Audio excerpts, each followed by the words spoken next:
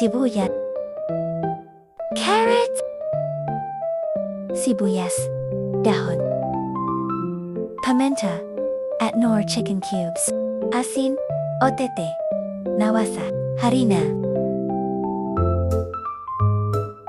Ilagay ang sibuyas dahon.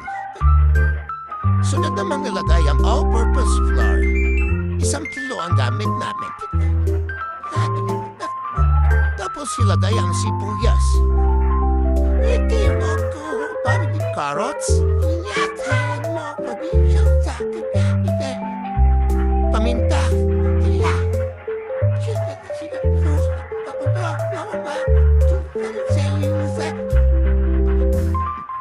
Ilagay ang Knorr chicken cubes.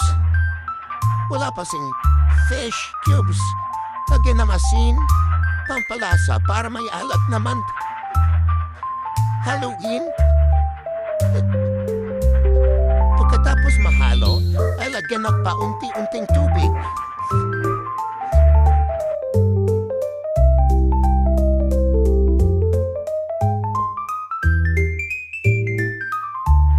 Sa paghalo nito, dapat masusi at para walang magdikit-dikit at walang buong harina.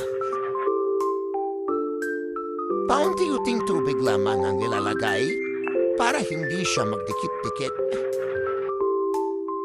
At para makuha natin ang tamang mixture na gusto natin.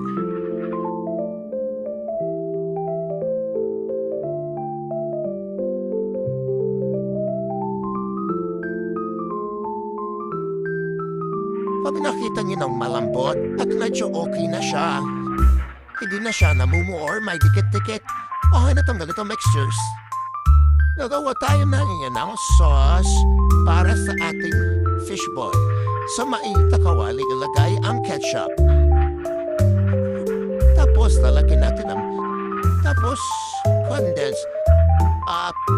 Wait lang. Dapat pala mahina yung apoy nyo para hindi magdikit-dikit.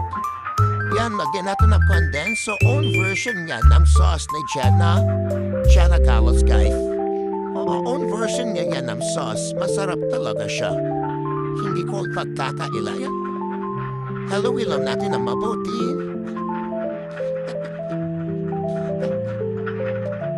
Tapos paminta.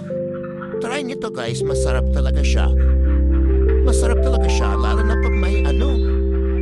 Tapos sa mainit na kawali, ilagay natin ang mantika.